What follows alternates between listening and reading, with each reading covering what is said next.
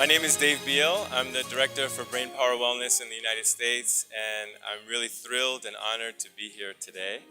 I did just arrive about 2 hours ago from a 20-hour flight, and the whole time I was excited knowing that I was going to be able to share with all of you about what we're doing in the United States and to be inspired from all of the speakers here to learn about what's happening around the world sharing brain education.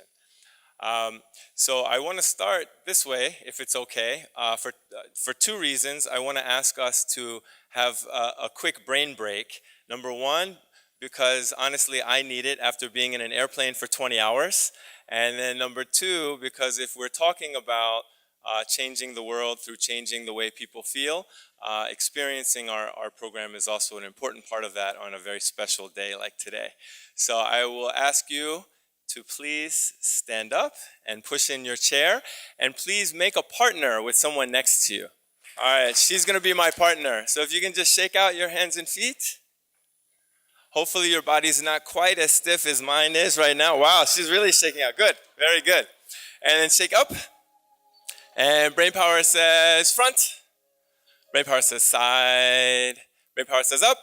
Brain power says, say to the person next to you, you know, you're really awesome. You're really awesome. Yeah, all right. And brain power says front. Brain power says down. And now we're going to make a partner with our friend next to us. And please hold hands with your partner. Bring your feet together with your partner. And feet shoulder width apart out. And now we're going to reach out to the side like this. 하나, 둘, 셋. Together. 넷, 다섯, 여섯, 일곱, 여덟, 아홉. Yo, and then please smile to your partner. Okay, and then reach up. Yeah.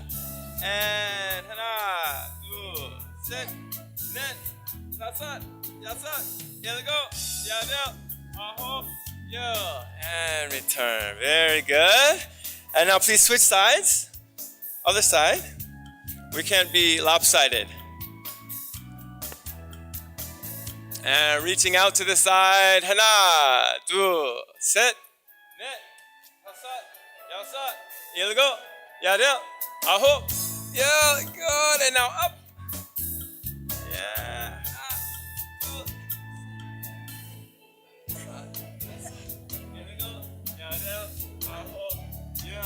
And return and shake it out. Very good. And now face your partner. And now bring your right foot forward, left foot back. And now we're going to do a little strengthening exercise, just pressing against your partner's hands, tightening your danjan, your dantian, your core. And please smile to your partner. Good. 5, 4, 3, 2, and return. All right. And now switch. Left leg. And bending forward and press. And feel energy in the core of your body. 5, 4, 3, 2, and return. Good. And last one, we're going to balance with our partner. So feet are together. Palms together with your partner. Right leg up. And let's hold together for 10. 1, 2, 3, 4, 5, 6, 7, 8. Now stay here and now try with your eyes closed. 1, 2, good. 3, 4, 5. Help your partner. 6, 7, 8, 9, and down. Baksu. Great. And now switch sides. Other side. Feet together, left leg up. Eyes open for 1, 2, 3, 4, 5, 6, 7, 8. And now, if you're ready, eyes closed. 1, 2, 3, 4, 5, 6, 7. Keep helping your partner. 8, 9, and down. Great job. Great job. Give a high five to your partner. Say thank you. 감사합니다. Wonderful. Oh, I feel better. How do you feel? Feel good? Okay, that's great. So that's what I do for my life. So Brainpower'Wellness is very proud to work with over 200 schools currently in the United States, and over the last 10 years we've worked with more than 400 schools and 250,000 students. And what we do is similar to what we just did, teaching very simple brain breaks to activate our body, to collaborate and create a structure of teamwork in the classroom, and to give us tools to focus inward on ourselves. Okay? I want to share a little bit of some statistics about what we've been doing. So we have our Brain Power 10 program. So we're teaching, as I mentioned, very simple brain breaks, and a very important component of what we do is we don't only offer online videos and one-time lectures and things like that. We're really working with every single student in the school, every single teacher, every single parent, multiple times. So when we partner with the school, we'll visit that school on a weekly basis throughout the school year, working with every single member of the school community to teach this program. And so this is what our model looks like. So it's very small. Everyone can see this very easily, right? Just kidding. Okay. So these are the 5 main parts of the community of the school. So we work with the teachers. Of course, we work with the students. Another big component is helping the administrators, the principals of the school, to help them to change their patterns of managing stress, and then to help them to create a more collaborative leadership style. And then we work with the teaching assistants and also the parents in the school. So it's a holistic approach to change the culture of the school. And then so how we're different is what I mentioned before, that it's very real human interaction. So Steve Kim mentioned about AI and how that's a very real part of our immediate future. But what I would posit is that the word educate means to draw out from our students. We're trying to draw out what? Their humanity, their inner greatness, right? This is something that AI can't do. So education fundamentally is a human interaction, right? And the very simple truth is when the teachers and the parents that are guiding our kids, when we feel healthier physically, when we feel in touch with our emotions and we feel we have tools to manage our stress and we have ways to connect with ourselves and connect with the people around us, when we're in that state of being, then we're naturally sharing that oneness, that peace, that health, that confidence, that focus with our students. So we're modeling. So in the United States, what I like to say is I ask parents, how do you get your kids to eat broccoli? You guys know broccoli, right? So a lot of kids don't like broccoli, but it's very healthy, isn't it? So do we want our kids to eat broccoli? Yeah, for sure. So I ask the kids, I ask the parents, how do you get them to eat it? And they say, I put a lot of cheese on it, right? Or I try to trick them. Or I say, if you eat 1 bite of broccoli, then you get a piece of cake, something like that, right? But I say, the best way to get our kids to eat broccoli is for you, as the parent, to eat broccoli, right? So the kids are going to follow us, right? Same thing. Steve mentioned smoking. Same thing. People who smoke most likely have someone in their family that modeled smoking for them, right? So if we can model these kind of behaviors of health, happiness, and peace, then our students are much more likely to embody those as their lifestyle. And then the impact that we've had, I want to just share a few examples of some research from the States. For social emotional wellness, we had a very successful program in the South Bronx of New York City in District 7, which is the poorest socioeconomic district in the city. And we worked with about 180 of their most at-risk middle school students, so students ages 12 to 14 years old, who were really struggling in school, struggling with grades, but also struggling with managing their emotions and getting in trouble and things of that nature. So in a very short time, just in 2 months of pretty intense work, we were able to work with them on a weekly basis, work with their teachers, work with their parents, and deliver classes to them, teaching them about their body, about breathing, about meditation. And in a 2-month period, we were able to help them to lower their negative social emotional indicators, such as conduct problems, hyperactivity, fighting with their peers. Those problems decreased by 67% in a 2-month period. And so we were recognized by the Chancellor of New York City at that time, Chancellor Farina, who publicly praised those results and then encouraged the other superintendents in New York City to adopt our program.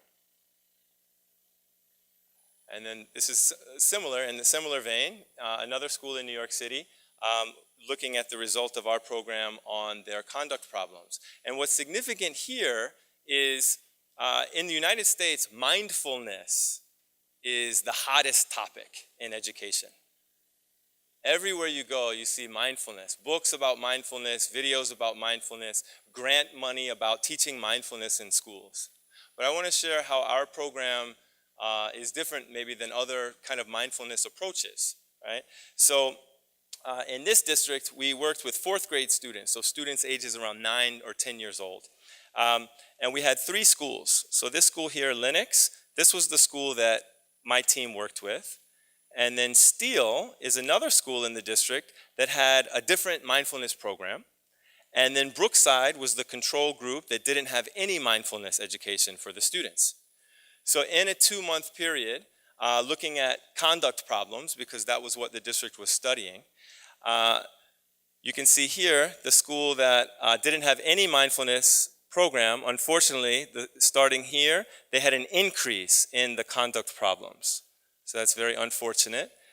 At Steele, the other school that used a different mindfulness program, they had a very nice decrease, right? They had a decrease of 26% in their conduct problems.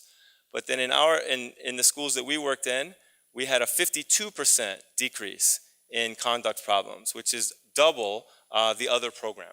Right?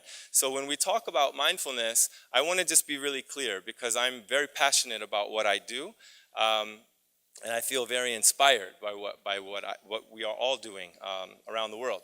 And then I think we need to know that the human component and the spirit of brain education is different than a lot of the other mindfulness programs. So often these programs consist of videos. Many of them are cartoons, animated cartoons, teaching meditation and breathing, and that's really good. And I think we can all agree that's better than not doing anything. Do you agree? Right? It's much better to have a 26% decrease than a flat line or an increase, right? But I feel a lot of pride that what we're doing, because we're having the students recognize their humanity and create that kind of special environment where there is empathy, as Steve Kim mentioned, and they can feel empathy with their students, not as an intellectual construct, but feel in their heart, then you can see at least 2 times more improvement in changing their behaviors. I think that's very significant for us to recognize.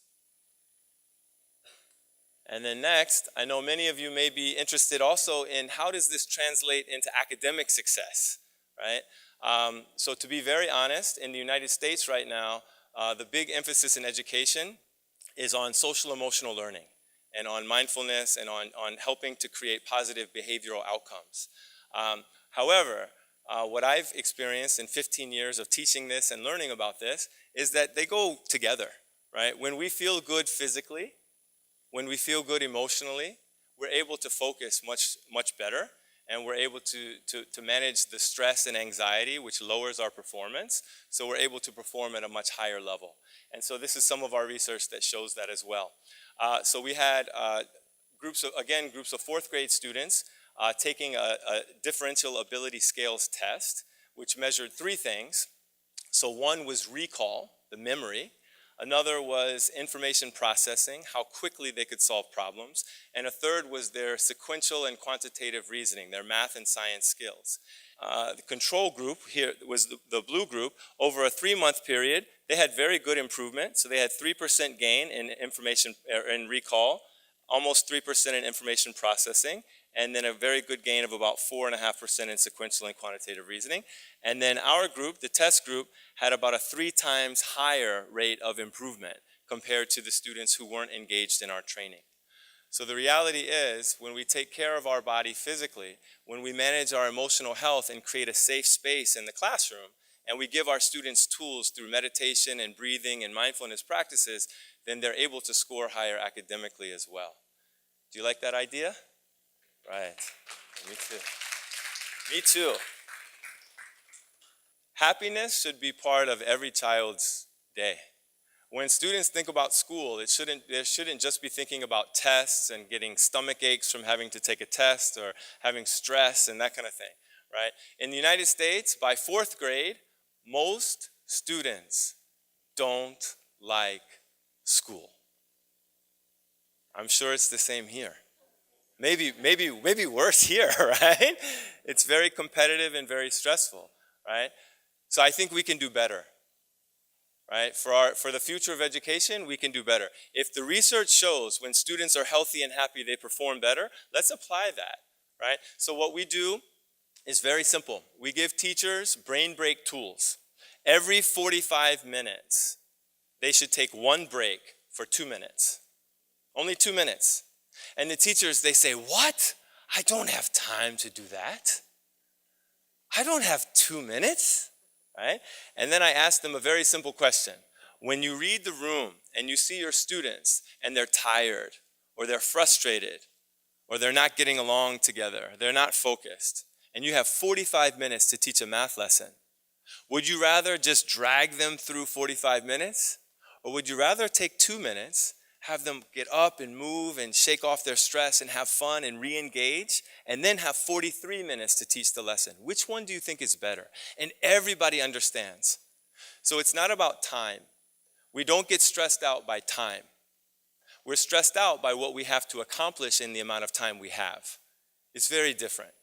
And then the research I just shared with you about the learning efficiency that changes through doing this brain training, that tells us if we do this, we're going to get way more than those 2 minutes back in terms of efficiency and achievement.